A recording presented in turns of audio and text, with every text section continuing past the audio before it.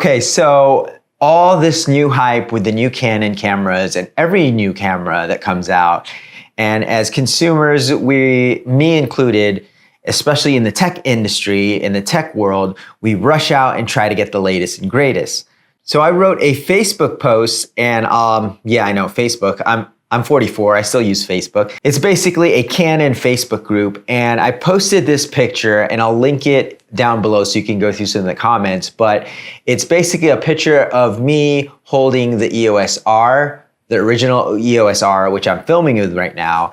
And the post read, the OG EOS R. Had it since its release, and this is the camera that has built our video business. We've hit 6 figures every year since we started in 2008.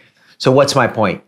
You don't need the latest and greatest gear to get started or to keep going. Most of my clients couldn't even tell the difference of codecs, resolution, and aspect ratio. I just want to put this out since a lot of creators, including myself, get so caught up on a new camera, specs, and gear. And it's funny because I actually shot this on my iPhone, which oddly enough, am shooting more on the iPhone. So I'm having to put my $3,000 kit away and starting to put most of my clients on an iPhone because iPhone content just performs better on social media feeds.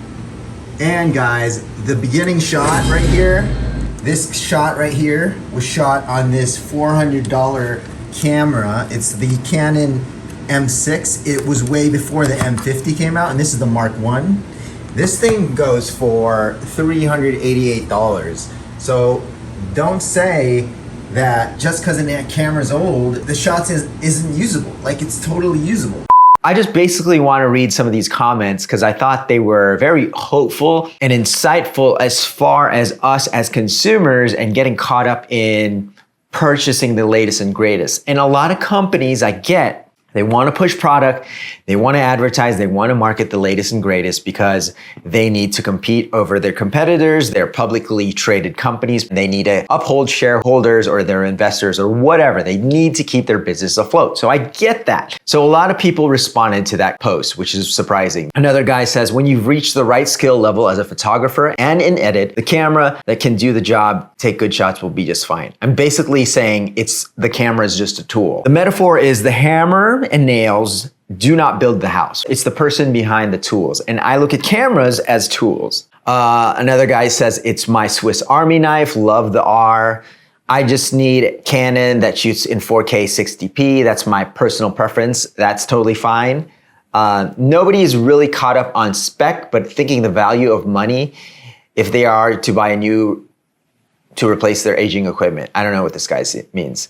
Shot this on my R and only had positive feedback. This guy shot his dope ass music video on the EOS R and it looks awesome. And the music was good.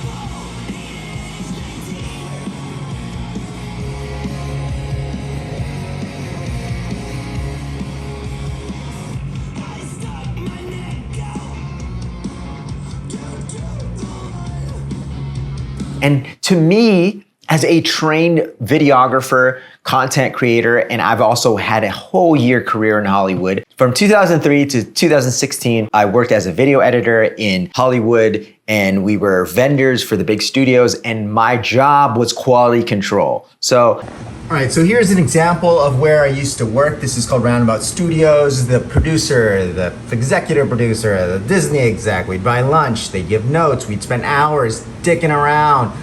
We had a fancy facility like this. There's a gym, there's green rooms and laundry. And basically they wanted to keep us there forever. But what I learned here for 15 years is that people ultimately care about what's on the screen versus the technical aspect behind the screen.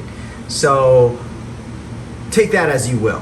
I've been through the whole 20 pages of notes with Disney. So this is why the mentality of the gear behind it doesn't make the content. It's the directing, it's the performance on the camera that sucks the audience in. It's storytelling. Last job I did when I gave professional format, they couldn't even use it.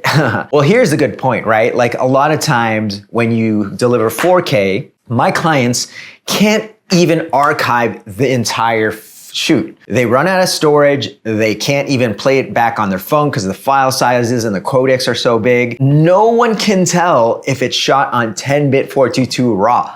Like, that's just us as gearheads and being really what we used to call in Hollywood frame fuckers. Don't be a frame fucker. I think the terminology right now is pixel peeper. So you guys don't even know that we're shooting in 1080p or 6K. Like, how would you know if I didn't tell you, right? You'd probably have to zoom in 200%. And who does that, right? You guys, not the consumer. Like, we don't do that. I mean, I don't do that. Like, when I'm watching a video, I'm just sitting back enjoying it. I'm not going, I wonder what Sigma lens they used and what codec they used, and I wonder if they color graded it. No one is doing that but the tech people buying the gear. So keep that in mind if you're trying to run a business. If you like going into the nitty gritty stuff like Gerald Undone, build a channel on that, that's cool. But if for most part, and I'm talking strictly about starting a business as a photographer and a videographer, that you don't need to upgrade every single year. That will cut into your profit margin. I would focus on lights. I would focus on at least some decent lenses. I would try to maximize your gear so that it pays for itself over and over and over. Unless you like to burn money, which, you know, it must be nice, right? All right, I'll go through a couple of these a little bit more and I'll give you my final thoughts. Well said, well done. Canon, don't be long for getting customers unless you're buying new 2 cameras every 2 years. Well, that's really about camera companies pushing product. And it is a very, very, very, very weird line. As somebody who's on the YouTube space, I support people making content around gear. My channel's based around gear. So the only thing I have issues with a Canon EOS R, and I'll give you my thoughts, is I wish it had 1080p in slow motion. A lot of people really get caught up on 4K 60, 10-bit 422. Like, that is very, very taxing on your processor as a computer, and huge file sizes and codecs that will start to eat up your storage. In return, it will start eating up your bank account because storage is expensive. CF Express cards are expensive, all that stuff. And your time is expensive because these files are massive. Transfer speeds are time. All of this starts to add up. So, like, to me, especially if you're doing marketing material, especially if you're just doing social media videos, you might want to consider picking up an older piece of gear, buying used, or not having to upgrade over and over and over, so you are not constantly resetting your workflow and upgrading your computers, because then it becomes this weird spiral loop of you chasing the latest and greatest. I just wanted to share a Facebook post, and I'm trying to make more content. So let me know what you guys think.